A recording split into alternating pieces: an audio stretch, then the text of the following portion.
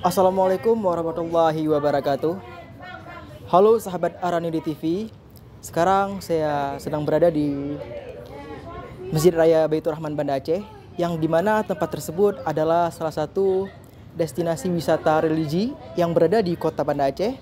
Untuk berita selengkapnya, mari simak video ini. Masjid Raya Baitur Rahman merupakan ikon keagamaan dan keindahan arsitektur di Banda Aceh. Dibangun pada abad ke-19 oleh Sultan Iskandar Muda, masjid ini bertahan tegar meskipun terkena tsunami pada tahun 2004 silam. Dengan arsitektur megah yang menggabungkan unsur klasik Islam dan lokal Aceh, serta menjadi pusat kegiatan sosial dan keagamaan, Masjid Raya Baitur Rahman tetap menjadi simbol kekuatan dan ketahanan masyarakat Aceh.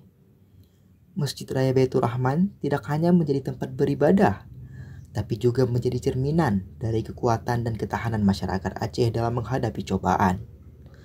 Sebagai salah satu peninggalan bersejarah yang penuh makna, Masjid Raya Baitur Rahman terus menginspirasi dan mempesona semua yang datang dan mengunjunginya.